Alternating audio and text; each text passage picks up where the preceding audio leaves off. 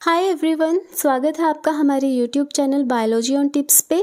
जैसा कि हम सब जानते हैं, लास्ट संडे एचपी सेट का एग्ज़ाम हुआ था, जिसकी पेपर 1 की एनालिसिस तो काफ़ी ज़्यादा हो चुकी है, लेकिन पेपर 2 लाइफ साइंस के लिए काफ़ी ज़्यादा बच्चे रिक्वेस्ट कर रहे थे, तो हम आपके लिए उसकी आंसर की लेकर आए हैं, जो कि 99.9% सही है। अगर कोई डिफरेंस होता है ऑफिशियल आंसर की से, तो हम फ्यूचर में उसको ज़रूर डिस्कस करेंगे। और अगर आपके कोई भी डाउट्स हैं तो आप प्लीज़ कमेंट सेक्शन में बताइएगा। और अगर आपको ये वीडियो अच्छी लगे तो सब्सक्राइब करके जाइएगा, ताकि हम फ्यूचर में आपके लिए और इस तरह का कंटेंट ला सकें। तो स्टार्ट करते हैं हमारे फर्स्ट क्वेश्चन से। अ सेल और organism with more than one genotype of an organellar genome is said to be. तो सबसे पहले हमने देखना क्या है, इसमें हमें ऑर्गेनुलर जीनोम की बात की गई है और डिफरेंट की बात की गई है, तो ऑब्वियसली आंसर तो हिट्रो में ही आएगा। तो ऑर्गेनुलर जीनोम मीन्स माइटोकॉन्ड्रिया या फिर प्लास्टिड्स जो ऑर्गेनेलिज में होता है, उसकी बात की गई है। तो इसका राइट आंसर हिट्रोप्लाज्मिक आएगा, क्योंकि हिट्रोप्लाज्मी में ही ऐसा होता है। होमोप्लाज्मी में तो सेम जीनोम की बात आ जाएगी। और जो हिट्रोजाइगोटिक है, हिट्रोजाइगोटिक में न्यूक्लियर की बात होती है, न्यूक्लियस के अंदर जो जीनोम प्रेजेंट होता है उसकी बात होती है। तो हिट्रोजाइगोटिक भी इसका आंसर नहीं आएगा। और हिट्रोब्लास्टिक तो जेनेटिक्स की टर्म है ही नहीं। हिट्रोब्लास्टिक तो यूज़ किया जाता है उन प्लांट्स के लिए जिनमें सडन चेंज होता है उनके फॉर्म या फंक्शन में, तो हिट्रोब्लास्टी भी इसका आंसर नहीं आएगा। Let's move on to next question. Which of the following is most common way of altruism. अब सबसे पहले आपको अल्ट्रुइज्म पता होना चाहिए क्या होता है। अगर जनरल टर्म्स में कहें तो जब हम दूसरों के बारे में अपने से पहले सोचें, उनकी हैप्पीनेस के बारे में, खुद को भी सेक्रीफाइस कर दें, उसको अल्ट्रुइज्म कहते हैं। और बायोलॉजी में भी इसका ऐसा ही मीनिंग होता है। मीन्स अगर कोई ऑर्गेनिज्म है वो खुद को सेक्रीफाइस कर रहा है दूसरे की फिटनेस के लिए, तो उसको अल्ट्रुइज्म कहते हैं। तो कंपटीशन में तो ऐसा बिल्कुल भी नहीं होगा, क्योंकि उसमें तो एक दूसरे के साथ compete करते हैं रिसोर्सेज के लिए, तो एक दूसरे के बारे में बिल्कुल भी नहीं सोचते। म्यूचुअलिज्म में हाँ, दूसरों के बारे में सोचते हैं, लेकिन उसमें हार्म किसी को नहीं होता, जबकि अल्ट्रुइज्म में तो खुद को सेक्रीफाइस करना पड़ता है। तो म्यूचुअलिज्म में तो दोनों का ही बेनिफिट होता है, तो म्यूचुअलिज्म भी इसका आंसर नहीं होगा। और सिम्बायोसिस की बात रही तो सिम्बायोसिस में बहुत कुछ आता है, कंपटीशन भी आता है, म्यूचुअलिज्म भी आता है, उसमें कमेंसलिज्म भी आता है। तो उसमें तो बिल्कुल भी इसका आंसर नहीं आएगा, क्योंकि बहुत वास्ट टर्म है। उसमें पैरासिटिज्म भी आता है, किसी में नुकसान, सिर्फ एक का नुकसान ही होता है। तो सिम्बायोसिस में इसका आंसर नहीं आएगा। इसका आंसर आएगा किन सिलेक्शन। किन सिलेक्शन में होता क्या है, एक ऑर्गेनिज्म जो है वो खुद को सेक्रीफाइस कर देता है अपने क्लोजली रिलेटेड ऑर्गेनिजम्स के लिए, उनकी फिटनेस के लिए। तो उसमें होता किस लिए है, ये जीन्स के सर्वाइवल के लिए, क्योंकि यही हमारी नेचर जो है वो डिमांड करती है कि जीन्स सर्वाइव करने चाहिए। तो उनके जीन्स के सर्वाइवल के लिए वो अपने, जिनके साथ वो जीन्स शेयर करते हैं, सिमिलर जीन्स शेयर करते हैं, उन ऑर्गेनिजम्स के लिए वो खुद की लाइफ को जो है वो ख़त्म कर देते हैं, खुद को सेक्रीफाइस कर देते हैं। Let's move on to the next question. Which of the following statements is correct concerning sympatric speciation. तो हमें पता है सिम्पेट्रिक स्पेसिएशन होती है, एलोपेट्रिक होती है, पैरापेट्रिक होती है, तो वहीं से ये क्वेश्चन आया है डायरेक्ट। सिम्पेट्रिक स्पेसिएशन में क्या होता है कि कोई एक स्पीशीज़ है, वहाँ से एवोल्यूशन होगी और नई स्पीशीज़ बनेगी उसी जोग्राफिकल एरिया में। जोग्राफिकल बैरियर्स बिल्कुल भी नहीं होंगे उसमें, तो उसको सिम्पेट्रिक स्पेसिएशन बोलते हैं। तो हमारा जो फर्स्ट ऑप्शन था उसमें हमें कहा गया था evolution of genetic barriers between population that are geographically separated by physical barrier. तो ये आंसर तो बिल्कुल ही ऑपोजिट हो जाता है, इसको हम एलोपेट्रिक कहते हैं, right. occurs when an ancestral population splits into two species without any geographic isolation, जिसकी हमने बात की थी, तो ये आंसर बिल्कुल सही है। occurs when neighboring population diverge while they continue to interbreed।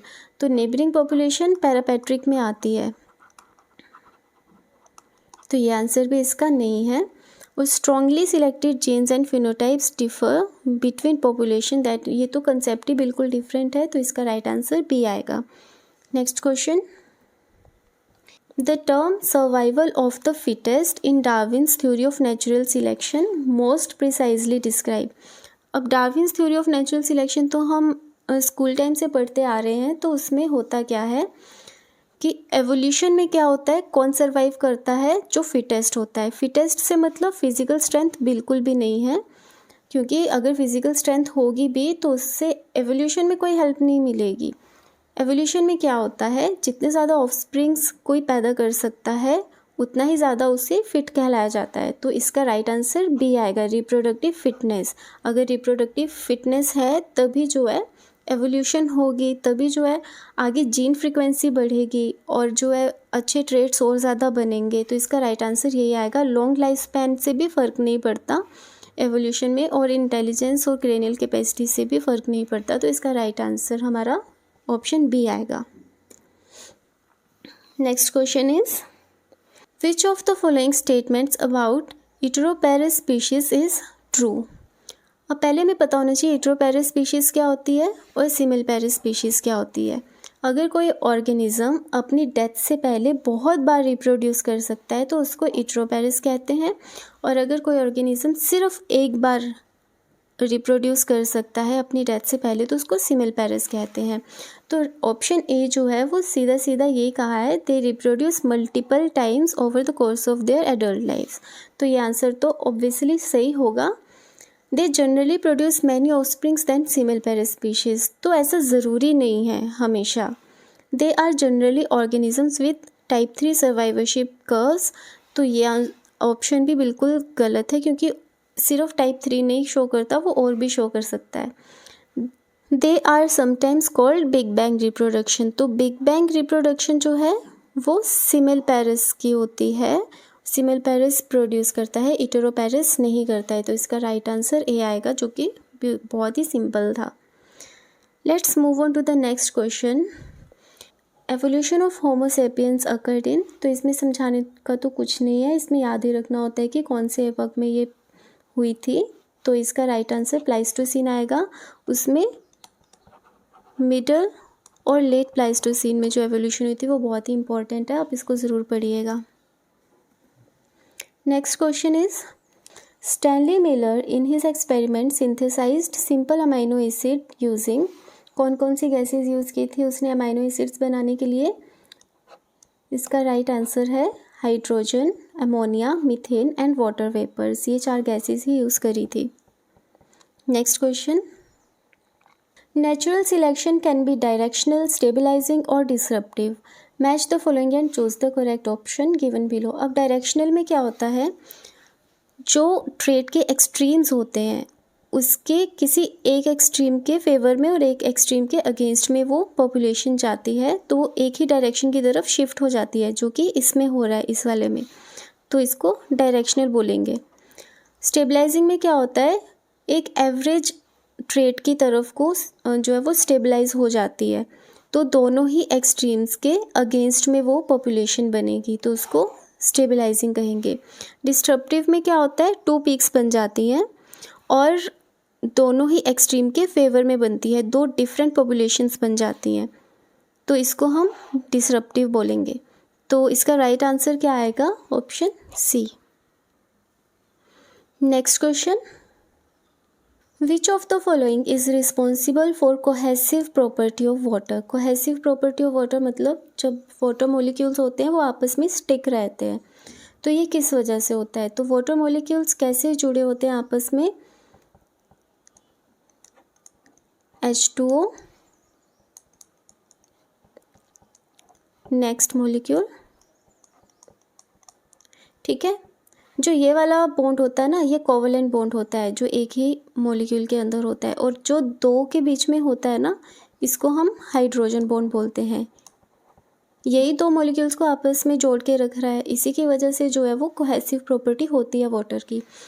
तो ये जो hydrogen bonds between the oxygen atom of 1 water molecules and hydrogen atom of other water molecules, यही है ना यहाँ पे, एक का हाइड्रोजन और दूसरे का ऑक्सीजन। तो इसका राइट आंसर ये आएगा, C. The major source of membrane phospholipids and membrane proteins in a cell is. तो हमारी फॉस्फोलिपिड्स और प्रोटीन्स जो है मेम्ब्रेन की कौन बनाता है? एंडोप्लाज्मिक रेटिकुलम बनाता है।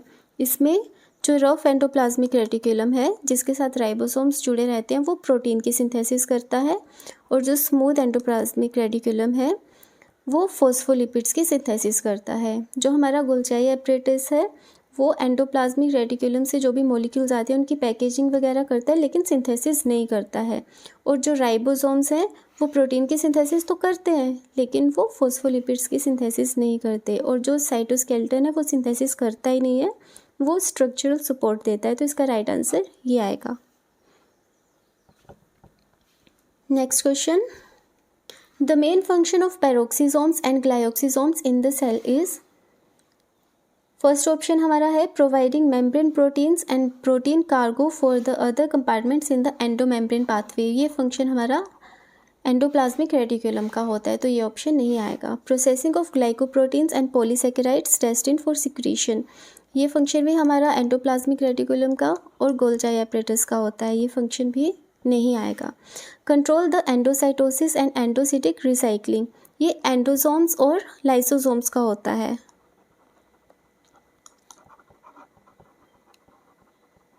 तो ये भी नहीं आएगा। Beta oxidation of fatty acids and metabolism of glyoxylate, तो पेरोक्सिसोम्स और ग्लाइकोसिसोम्स दोनों ही करते हैं beta oxidation of fatty acids, और जो ग्लाइकोसिसोम्स है वो मेटाबॉलिज्म ऑफ ग्लायोजाइलेट भी करते हैं। तो राइट आंसर हमारा डी आएगा। Next question, according to Chargaff's rule in a DNA molecule. अब शार्गस रूल के अकॉर्डिंग क्या होता है? एडेनिन थाइमिन के साथ जुड़ा होता है और साइटोसिन ग्वानिन के साथ। तो एडेनिन और ग्वानिन क्या है? प्यूरिन्स। और साइटोसिन और थाइमिन क्या है? पिरिमिडिन्स। ठीक है, तो शार्गस रूल क्या बोलता है? 1:1 रेशो होना चाहिए डीएनए के अंदर, इसको हम बेस पेयर रूल भी बोलते हैं। तो इसके अकॉर्डिंग जितने प्यूरिन्स प्रेजेंट होंगे उतने ही पिरिमिडिन्स प्रेजेंट होंगे किसी भी डीएनए में, उनकी रेशो 1:1 ही रहेगी। तो हमारे प्यूरिन्स क्या है? एडेनिन एंड ग्वानिन, जो कि हमारा ऑप्शन बी में हमें साफ लिखा है, the amount of adenine and guanine is equal to the amount of thymine and cytosine, जो कि पिरिमिडिन्स हैं। तो इसका राइट आंसर बी आएगा। ए के साथ कंफ्यूज नहीं होना है क्योंकि उसमें हमें ये लिखा है कि adenine and thymine is equal to amount of guanine and cytosine, जिसमें कि एडेनिन एंड थाइमिन प्यूरिन और पिरिमिडिन है, लेकिन हमें प्यूरिन पिरिमिडिन के इक्वल चाहिए, तो ये मिक्स करके इन्होंने लिख दिया ऑप्शन। और यूरेसिल तो होता ही नहीं है डीएनए के अंदर, तो ये दो ऑप्शंस तो आएंगे ही नहीं। Next question is, in angiosperms lateral roots develop from. तो इसका राइट आंसर आएगा हमारा ऑप्शन सी, पेरिसाइकल। पेरिसाइकल जो कि एक मेरिस्टेमेटिक टिश्यू है जो रूट में एंडोडर्मिस और वेस्कुलर टिश्यू के बीच में प्रेजेंट होता है, वहीं से लेटरल रूट्स डेवलप होती हैं जो कि फिर कॉर्टेक्स और एंडोडर्मिस को भी पियर्स करते हुए आगे जाती हैं। तो इसका राइट आंसर पेरिसाइकल ही आएगा। Next question, for the development of different tissues in plant programmed cell death is essential for.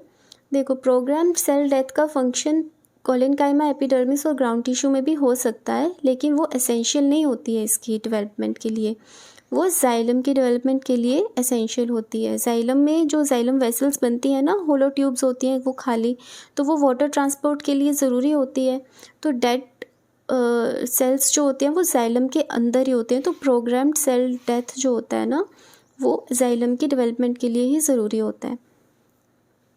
Let's move on to the next question. The pollen wall proteins responsible for the pollen recognition responses in the inter and intraspecific incompatibility reactions are derived from। तो ये pollen wall proteins ये कहाँ से बनती है? ये tapetum से बनती है। अगर आपको स्ट्रक्चर याद हो एंथर का थोड़ा सा,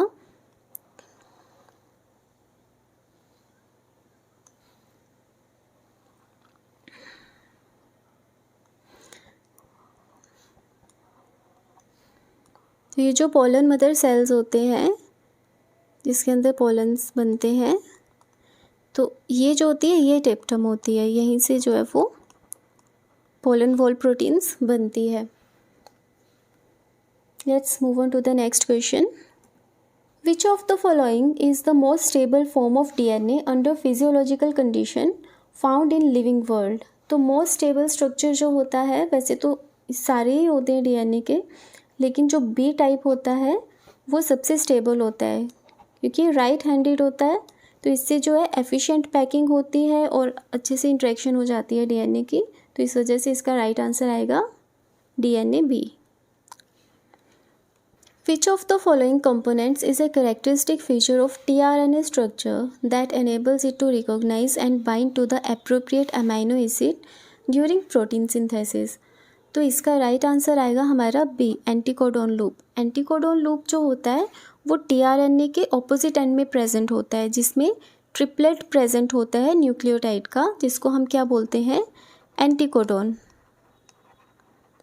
इस एंटीकोडोन की वजह से जो कॉम्प्लीमेंट्री mRNA होता है उस पे ये बेस पेयर्स को रिकॉग्नाइज करके जो हमें अमीनो एसिड चाहिए वो हमें मिल जाता है। तो यही प्रोटीन सिंथेसिस में डायरेक्टली इन्वॉल्व्ड होता है। जो फर्स्ट ऑप्शन है हमारा टाटा बॉक्स का जो है यूज़ वो DNA में होता है, वो उसमें प्रोमोटर की तरह यूज़ होता है, तो प्रोटीन सिंथेसिस में इसका यूज़ नहीं होता। जो एनहांसर सीक्वेंस है वो भी DNA एलिमेंट्स होते हैं, इसका भी प्रोटीन सिंथेसिस में जो है इन्वॉल्वमेंट नहीं होता। जो एक्सॉन इंट्रॉन जंक्शन है वो क्या होती है, डिमार्केशंस होती है कोडिंग और नॉन कोडिंग रीजन्स के बीच में mRNA सिंथेसिस के लिए, ये भी tRNA की सिंथेसिस में यूज़ नहीं होता है, तो इसका राइट आंसर आएगा anticodon loop. Next question is the mosquito Aedes aegypti is not the vector of which of the following virus. Aedes aegypti Zika virus का भी वेक्टर होता है, डेंगू फीवर का भी होता है और चिकनगुनिया का भी होता है, सिर्फ राइनो वायरस का नहीं होता है। ये एक कॉमन कोल्ड वायरस है जो कि मॉस्किटो से नहीं फैलता। ये तब फैलता है जब रेस्पिरेटरी ड्रॉपलेट्स जो होती है, कोई पर्सन कफ करे या स्नीज करे तब वो उसके थ्रू पास हो जाती हैं एयर में, तो राइनो वायरस इसका राइट आंसर आएगा। Next question is during M phase which class of proteins help in the reorganization of chromatin as it compacts।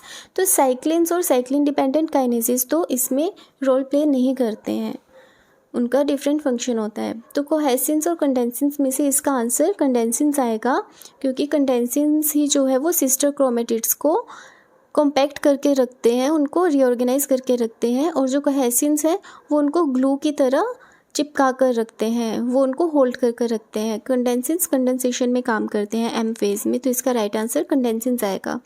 Next question is which of the following is not a characteristic feature of telomerase. तो first option हमारा है it is a ribonucleoprotein enzyme complex, जो कि बिल्कुल सही बात है। It acts as a cellular reverse transcriptase that adds DNA to the ends of chromosomes, ये भी बिल्कुल सही बात है। It recognizes the tip of an existing telomere DNA repeat sequence, ये भी बिल्कुल सही बात है।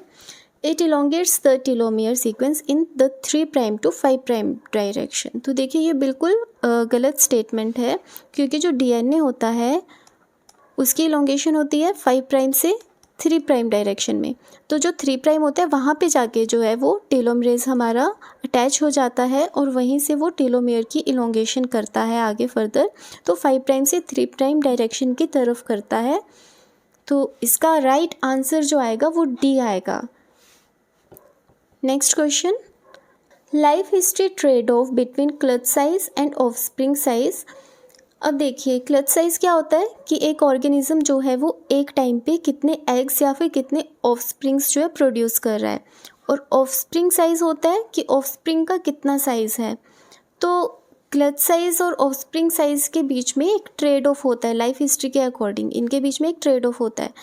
तो जब एक ऑर्गेनिज्म रिप्रोड्यूस करता है उसके पास बहुत ही लिमिटेड सोर्सेज होती हैं रिप्रोडक्शन के लिए, तो ये पॉसिबल नहीं है कि उसका अगर क्लच साइज़ इंक्रीज़ हो रहा है, ऑफस्प्रिंग बहुत सारे हो रहे हैं, तो उसका ऑफस्प्रिंग का साइज़ भी इंक्रीज़ हो जाएगा क्योंकि लिमिटेड रिसोर्सेज है। तो means that a clutch size increases offspring size increases, ये बिल्कुल गलत स्टेटमेंट आ जाती है। Means that as clutch size increases offspring size decreases, जो कि बिल्कुल सही है क्योंकि लिमिटेड रिसोर्सेज है, ऑफस्प्रिंग का साइज डिक्रीज हो ही जाएगा अगर जो है ऑफस्प्रिंग बहुत ज़्यादा हो जाएंगे तो। और ये जो सी और डी स्टेटमेंट है इसमें एडल्ट साइज इंक्रीजेज, एडल्ट के बारे में बात की है तो वो बिल्कुल ही अलग फैक्टर आ जाता है, तो इसका राइट आंसर आएगा बी। नेक्स्ट क्वेश्चन देखते हैं। The plasma membrane does not have this role. अब प्लाज्मा मेम्ब्रेन के क्या क्या रोल है वो हमें पता होने चाहिए। एनर्जी ट्रांसडक्शन यस होती है, असिस्टिंग इन क्रोमोसोम सेग्रीगेशन। अब प्लाज्मा मेम्ब्रेन क्रोमोसोम सेग्रीगेशन में बिल्कुल भी पार्टिसिपेट नहीं करती है, वो माइटोटिक स्पिंडल करते हैं, वो प्लाज्मा मेम्ब्रेन का फंक्शन नहीं है। Responding to external stimuli yes, वो एक्सटर्नल स्टिमुलस को रिस्पॉन्ड करती है क्योंकि प्लाज्मा मेम्ब्रेन आपको पता है बाहर होती है तो वो करेगी ही। And intercellular interactions, intercellular interactions भी प्लाज्मा मेम्ब्रेन ही करती है, दो सेल्स के बीच में जितनी भी इंट्रैक्शंस होती हैं। तो इसका राइट आंसर क्या आएगा हमारा B. Next question. During the RS pathway, RS pathway के दौरान क्या होता है। Cytoplasmic protein kinases are activated, जो कि बिल्कुल राइट आंसर है। साइटोप्लाज्मिक प्रोटीन काइनेजेस जो है वो आरएस पाथवे में एक्टिवेट हो जाती है, जिसकी वजह से आगे cell growth, cell differentiation, cell survival ये सारी एक्टिविटीज़ होती हैं। The growth factor receptor is dephosphorylated, ये बिल्कुल भी नहीं होता है, फॉस्फोराइलेशन होती है ना कि dephosphorylation. Growth factors bind to receptors in the cytoplasm, वो साइटोप्लाज्म में बाइंड नहीं करता है, सेल मेम्ब्रेन में, प्लाज्मा मेम्ब्रेन में बाइंड करता है। Let's to the production of translation factors, तो ये ट्रांसलेशन फैक्टर्स में भी पार्टिसिपेट नहीं करता है, सिग्नलिंग में पार्टिसिपेट करता है। तो राइट आंसर हमारा फर्स्ट ही आ जाएगा। Next question. Which of the following is an anti apoptotic protein, तो इनमें से एंटी एपोप्टोटिक प्रोटीन कौन सी है। इसका राइट आंसर है BFL1। बाकी ये तीनों प्रोटीन जो हैं वो प्रो एपोप्टोटिक है। BFL1 कैंसर में बहुत ही ज़्यादा यूज़फुल है और ये अभी लेटेस्ट ही आई है, तो आई थिंक बहुत सारे स्टूडेंट्स को इसके बारे में नहीं पता होगा, तो इसका राइट आंसर BFL1 है। Which of the following components of the cell is directly involved in ensuring correct Golgi localization in animal cell? तो इसका राइट आंसर हमारा बी आएगा, माइक्रोट्यूब्यूल्स। माइक्रोट्यूब्यूल्स जो है एक ट्रैक की तरह काम करता है गोल्जाई के लिए, जिससे कि वो बिल्कुल सही न्यूक्लियस के पास जो है वो लोकलाइजेशन को अपनी इंश्योर कर सके। एक्टिन, न्यूक्लियोलस, पैरोक्सिसोम्स, इन सब का डिफरेंट फंक्शन होता है, इनका बिल्कुल भी रोल नहीं होता है लोकलाइजेशन में, गोल्जाई से रिलेटेड इनका कोई रोल नहीं होता है। Next question. Which scientist proposed the principle of competitive exclusion, तो right answer is J.F. Gause. उन्होंने क्या कहा था कॉम्पिटिटिव एक्सक्लूजन में कि अगर दो स्पीसीज आपस में कंपटीशन में है सेम रिसोर्सेज के लिए तो वो कोएग्जिस्ट नहीं कर सकती है स्टेबल इक्विलिब्रियम में। Next question. Match the following tumour cell origin with their nomenclature, तो ट्यूमर सेल के ओरिजिन के बेस पे हमें नोमेनक्लेचर करना है। तो अगर मसल सेल से अगर कोई ट्यूमर ओरिजिनेट कर रहा है तो उसको हम क्या कहते हैं, सार्कोमा, तो इसका ये आ जाएगा। जर्म सेल से अगर कोई ट्यूमर ओरिजिनेट कर रहा है तो उसको हम कहते हैं टीरेटोकार्सिनोमा। एपिथेलियल सेल से जो मैलिग्नेंट कैंसर होता है, मैलिग्नेंट ट्यूमर होता है, उसको हम कार्सिनोमा कहते हैं। और वाइट ब्लड सेल्स का तो सबको पता ही है, वाइट ब्लड सेल के कैंसर को हम ल्यूकीमिया कहते हैं। तो इसका राइट आंसर आ जाएगा हमारा D. Next question is given below are the names of cells and tissues that take part in reproduction in human males and females in column 1 and their function in column 2। तो हमें इसमें match करना है, column 1 में हमें sales या tissues दिए हैं, कॉलम 2 में हमें उनके फंक्शन दिए हैं। तो सबसे पहले कॉर्पस ल्यूटियम जो है हार्मोन सीक्रेट करने में काम करता है, कौन कौन से, estrogens, progesterone, relaxin and inhibin, तो इसका ये आ जाएगा। एंडोमेट्रियम जो है यूट्रस में लेयर होती है जो कि हर मंथ शेड होती है, जिसकी वजह से मेंस्ट्रुएशन होती है, तो इसका राइट आंसर आ जाएगा ये, the layer of uterine lining that is partially shed during each monthly cycle. Epididymis जो है वहाँ पे स्पर्म की मैच्योरेशन होती है, इसका राइट आंसर ये आएगा। और सेमिनिफेरस ट्यूब्यूल्स में साइट ऑफ स्पर्मेटोजेनेसिस, यहाँ पे स्पर्मेटोजेनेसिस होती है, तो इसका राइट आंसर आ जाएगा B. Why is Pichia pastoris ideal over Saccharomyces cerevisiae for DNA sequencing? First option क्या है, Pichia pastoris has higher growth rate in aerobic condition, जो कि बिल्कुल गलत है। Pichia pastoris allows for easy integration of foreign genes for protein expression, जो कि बिल्कुल सही आंसर है।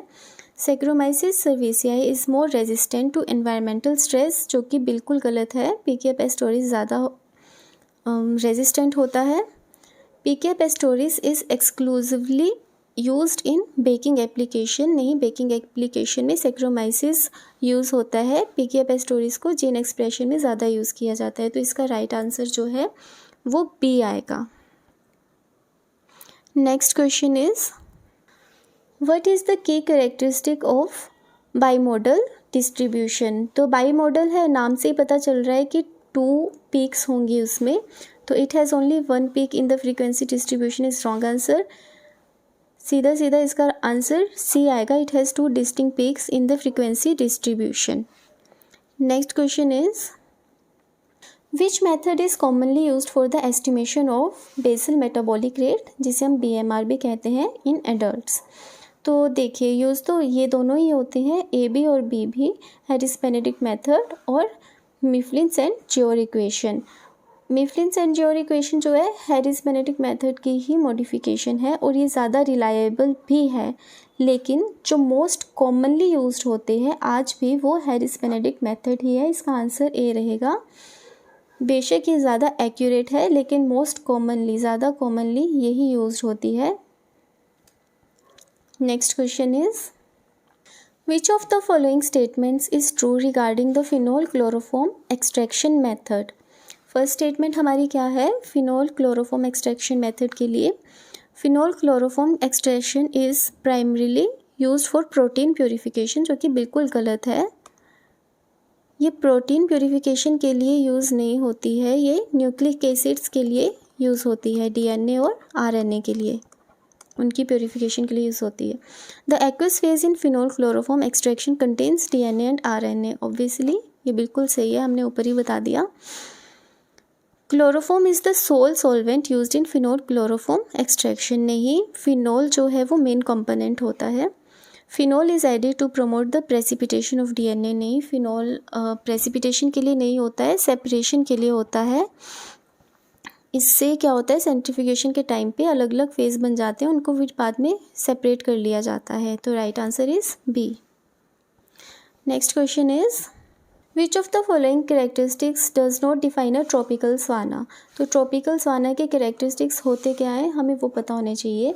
एबंडेंट रेनफॉल होता है, सीजनल टेम्परेचर वेरिएशन भी होता है, presence of distinct wet and dry seasons भी होता है, dense canopy cover throughout the year बिल्कुल भी नहीं होता। इसका मेन कैरेक्टरिस्टिक यही है कि डेंस कैनोपी नहीं होती है, जो ट्रीज़ होते हैं उसमें वो स्कैटर्ड होते हैं, बीच में ग्रासलैंड्स होते हैं। तो राइट आंसर इसका डी आएगा। Next question is what is the primary assumption underlying the logistic model of population growth? Logistic model of population growth कैसा आता है? ऐसा, ठीक है, ये हमारा पॉपुलेशन आ गई और ये हमारा टाइम आ गया। तो लॉजिस्टिक मॉडल में क्या होता है, बिगनिंग में एकदम से बहुत ज़्यादा पॉपुलेशन ग्रोथ होती है, फिर उसके बाद टाइम के साथ वो एंड में जाके जो है डिक्रीज़ हो जाती है।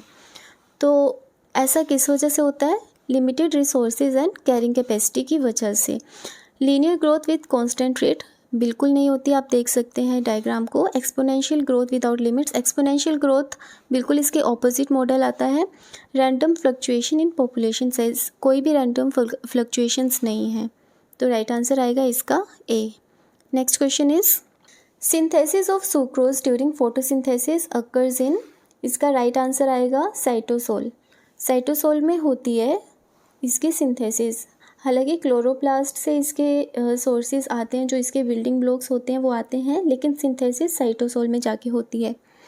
Next question is under unfavourable conditions plants increase the production of. Unfavourable conditions में किसकी प्रोडक्शन इंक्रीज हो जाती है प्लांट्स में? देखो ऑक्सिन और जिबरलिन जो है ये दोनों तो ग्रोथ हार्मोन्स हैं, तो ये आंसर तो बिल्कुल भी नहीं आएगा और ये भी नहीं आएगा। ठीक है, तो राइट आंसर हमारा आएगा abscisic acid and ethylene. Abscisic acid और इथाइलिन को जो है स्ट्रेस हार्मोन्स भी कहते हैं, जो कि स्ट्रेस के टाइम पे प्लांट प्रोड्यूस करता है और वही हेल्प करते हैं उसको कोप अप करने में अनफेवरेबल इन्वायरमेंट्स में।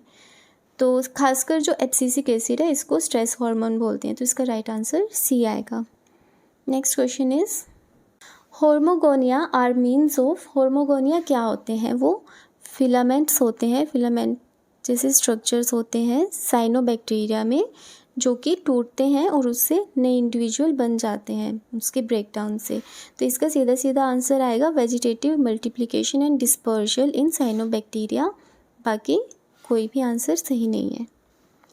Next question is two plants can be conclusively said to belong to same species if.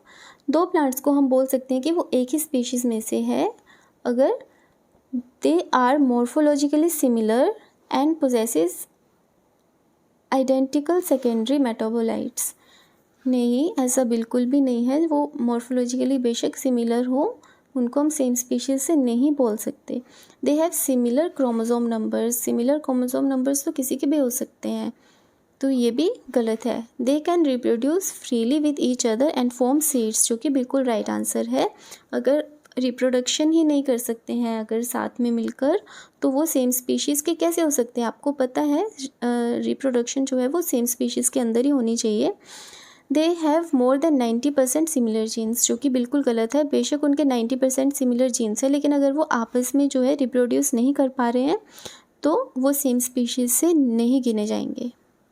Lysogenic cycle involves. Lysogenic cycle में होता क्या है? जो वायरस होता है उसके डीएनए को होस्ट सेल में जो है इंटीग्रेट कर देते हैं, जिसकी हेल्प से वो रेप्लिकेट करता है और अल्टीमेटली वो बना क्या देता है? प्रोफेज बना देता है, जिसको हम बैक्टीरियोफेज बोलते हैं। अल्टीमेट इसका यही होता है। तो जो इसके हिसाब से हमारा ऑप्शन बी है, the ultimate formation of prophage, यही करेक्ट आंसर है। And early lysis of host cell बिल्कुल भी नहीं है, ये लिटिक साइकिल में होता है। तो इसका राइट आंसर जो आएगा वो बी आएगा। Next question, following are some released crop varieties bred by hybridization and selection for disease resistance. तो हमें एक तरफ क्रॉप दे रखी है और एक तरफ हमें वेराइटीज़ दे रखी हैं, तो हमें ये तो याद ही करना पड़ता है। आप थोड़ी ट्रिक्स लगा सकते हैं, जैसे ब्रासिका है तो उसके येलो फ्लावर्स होते हैं, तो आप ब्रासिका को गोल्ड के साथ मिला सकते हैं, स्वर्णिम के साथ सेम कलर के लिए। मतलब आप याद रखिए नाम। व्हीट का हिमगिरी होगा। अब कॉलीफ्लावर है तो वो बॉल की तरह, स्नोबॉल की तरह होता है, तो उसका आंसर आएगा हमारा पूसा स्नोबॉल। और काउपी जो कि लोबिया होता है, उसका हमारा आएगा पूसा कोमल। तो हमारा राइट आंसर इसमें आ जाएगा C. Let's move on to the next question. Cladistics deals with. Cladistics किस पे फोकस करके क्लासीफाई करता है? इवोल्यूशनरी रिलेशनशिप किसी ऑर्गेनिजम्स के बीच में, जो कि उनके शेयर्ड कैरेक्टर्स पे बेस्ड होता है। वो एक लिनिएज तक जो है इनकी इवोल्यूशन होती है और उसके बाद वो किसी दूसरी लिनिएज से डाइवर्ज हो जाते हैं। तो इसके बेस पे आंसर हमारा क्या आएगा? Classification of plants using derived character states, the feature that have evolved from an ancestral character group. A is the right answer. Classification of plants using a large number of characters of a taxon without giving special importance to any of the characters, तो ये हमारा बिल्कुल गलत आएगा, क्योंकि हमने कहा कि स्पेशली जो शेयर्ड कैरेक्टर्स होते हैं उनको ही हम कंसीडर करते हैं। Grouping of plants together with many of the same morphological characteristic, तो इसमें तो एंसेस्ट्रल रिलेशन की तो बात ही नहीं की है, तो बाकी हमारे आंसर्स गलत आएंगे। ए is the right answer. Next question is Read the following statements and choose the correct answer from the options given below. Statement 1 क्या है? The main cause of decrease of carbonate concentration in the ocean is absorption of carbon dioxide by ocean. और statement 2 क्या है? CO2 dissolves in sea water. It reacts with water to form carbonic acid which lowers ocean pH. तो देखिए होता क्या है, जो CO2 होती है एटमॉस्फेयर में वो ओशियन एब्जॉर्ब कर लेता है और उससे केमिकल रिएक्शंस होते हैं, बहुत सारे केमिकल रिएक्शंस होते हैं। तो सबसे पहले कार्बोनिक एसिड बनता है। कार्बोनिक एसिड फर्दर डिसोशिएट होगा किसमें, बाइकार्बोनेट आयंस में, बाइकार्बोनेट आयंस की HCO3 नेगेटिव होता है और साथ में हाइड्रोजन आयंस में। ठीक है, ये हाइड्रोजन आयंस जो है ये फर्दर कुछ हाइड्रोजन आयंस जो है वो किसके साथ रिएक्ट कर जाते हैं, कार्बोनेट के साथ, CO3 नेगेटिव के साथ। ठीक है, ये इसके साथ रिएक्ट कर जाएंगे। इसकी वजह से क्या होती है, कार्बोनेट की जो कंसंट्रेशन होती है ओशन में वो कम हो जाती है। साथ ही में अगर हाइड्रोजन आयंस बहुत सारे रिलीज़ हो जाएंगे तो pH लेवल भी है जो वो भी डिक्रीज़ हो जाएगा। तो हमारी स्टेटमेंट 1 जो है कि डिक्रीज़ ऑफ कार्बोनेट कंसंट्रेशन होता है एब्जॉर्प्शन की वजह से, ये बिल्कुल सही है। और साथ में ये जो लिखा है इन्होंने कि ओशन की pH को भी ये लो कर देता है CO2 जब डिज़ोल्व होती है वाटर में, तो ये भी सही है। इसलिए हमारी दोनों स्टेटमेंट सही है। तो both statement 1 and statement 2 are correct. So option A is the right answer. Next question, which one of the following is said to having maximum contribution toward the loss of biodiversity over terrestrial ecosystem. तो ये बहुत ही simple सा question है। अगर terrestrial ecosystem है उसको आज तक सबसे ज़्यादा नुकसान जो पहुंचा है वो हैबिटेट फ्रेगमेंटेशन की वजह से पहुंचा है। हैबिटेट फ्रेगमेंटेशन मतलब कि जो लार्ज हैबिटेट्स है उनको छोटे छोटे हैबिटेट्स में फ्रेगमेंट कर दो, छोटे छोटे हैबिटेट्स बना दो और आइसोलेट भी हो जाते हैं वो, तो उसकी वजह से ही सबसे ज़्यादा नुकसान है। देखो, नुकसान तो इन तीनों की वजह से भी है, लेकिन सबसे ज़्यादा जो इफ़ेक्ट होता है ना वो इसकी वजह से होता है, हैबिटेट फ्रेगमेंटेशन की वजह से होता है। ऑर्गेनिज्म के पास फूड का एक्सेस नहीं रहता, रिसोर्सेज का एक्सेस नहीं रहता और वो ब्रीड भी नहीं कर पाते आइसोलेशन की वजह से। तो सबसे ज़्यादा जो है बायोडाइवर्सिटी को अगर लॉस है तो वो हैबिटेट फ्रेगमेंटेशन की वजह से ही है। Next question is, some populations of a species show different morphological features in different habitats, but on transfer to the identical habitat, these morphological variations disappear. These are called, तो इसका right answer हमारा आएगा D, इकेट्स। इकेट्स में क्या होता है, फिनोटिपिकल variations आ जाती है एनवायरनमेंट की वजह से, लेकिन वो जेनेटिक नहीं होती हैं। तो अगर हम उनको किसी दूसरे एनवायरनमेंट में रखेंगे तो वो डिसअपियर हो जाएंगी। इसका बिल्कुल ऑपोजिट होता है इकोटाइप। इकोटाइप्स में क्या होता है, जेनेटिक वेरिएशंस आ जाती हैं एनवायरनमेंट की वजह से और फिर हम उनको वापस एनवायरनमेंट चेंज करेंगे तब भी वो नहीं जाएंगी और वो इनहेरिटेबल होती है, जीन्स में है तो इनहेरिटेबल ही होगी। इकोटोन तो ट्रांजिशन जोन होता है और जो एच स्पीशीज़ होती हैं वो प्रेफर करती है हैबिटेट के एजेस पे जहाँ पे दो इकोसिस्टम मिलते हैं। तो इसका राइट आंसर आएगा ऑप्शन डी। तो नेक्स्ट क्वेश्चन है हमारा, 3 of the following criteria have contributed to the recognition of western Ghats, Sri Lanka and Indo Burma regions as hotspots of biodiversity. तो हमें हॉटस्पॉट्स के क्राइटेरिया क्या होते हैं बायोडाइवर्सिटी के, वो हमें बताने हैं। तो फर्स्ट है high species diversity. High species diversity मतलब उस एरिया में कितनी ज़्यादा स्पीशीज़ है डिफरेंट टाइप की, तो ये क्राइटेरिया होता है। High vegetation density, high vegetation density जो है हॉटस्पॉट के लिए क्राइटेरिया नहीं होता। High rate of endemism, high rate of endemism का मतलब कि वो स्पीशीज़ जो है वो बहुत ज़्यादा अमाउंट में सिर्फ उसी एरिया में मिलेगी और किसी भी जगह पे अर्थ पे कहीं पे भी नहीं मिलेगी वो, तो ये क्राइटेरिया भी होता है। Ethno botanical importance means medicinal use वगैरह जो भी होते हैं प्लांट्स के, इम्पोर्टेंट है बट क्राइटेरिया नहीं है। थ्रेट परसेप्शन, थ्रेट परसेप्शन भी होता है, मीन्स कि ह्यूमन एक्टिविटीज़ की वजह से उस स्पीशीज़ को कितना थ्रेट है उस एरिया में।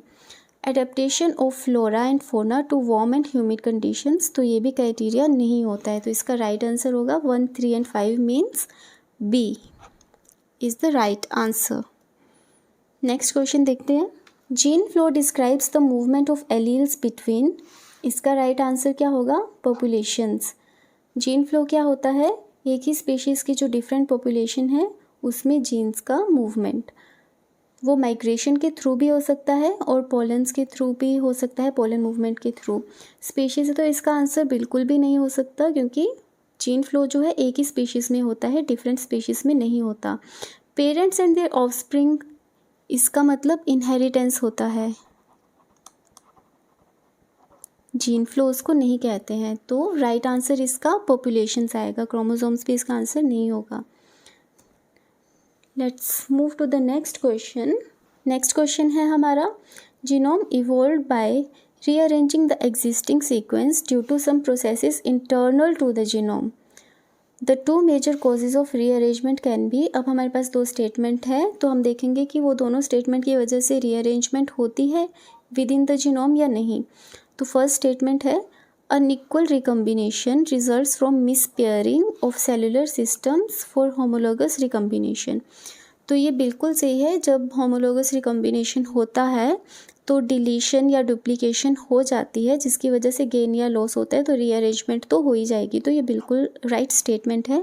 स्टेटमेंट 2 है, ट्रांसपोजोन्स कॉजेज वेरिएशंस। तो ये भी बिल्कुल सही है। ट्रांसपोजोन्स क्या होते हैं? जेनेटिक एलिमेंट्स होते हैं जो कि मूव कर सकते हैं, जंप कर सकते हैं एक लोकेशन से दूसरी लोकेशन पे। तो जब वो जंप करेंगे तो जेनेटिक मटेरियल में तो अल्ट्रेशन आ ही जाएगी। तो बोथ स्टेटमेंट्स आर राइट। तो इसका आंसर आएगा A, both statement 1 and 2 are correct. Next question is match the following. तो हमें मैच करना है, जो हमें प्रोडक्ट दिए हैं एक तरफ, उनको हमने कहाँ से ऑब्टेन किया, कौन से प्लांट से ऑब्टेन करते हैं, उनसे मैच करना है। तो सबसे पहले रेस्पाइन लिखा था क्वेश्चन पेपर में, गलत टर्म है, रिजर्पाइन आना था, जिसे हम रोवोल्फिया सर्पेंटिनस से ऑब्टेन करते हैं।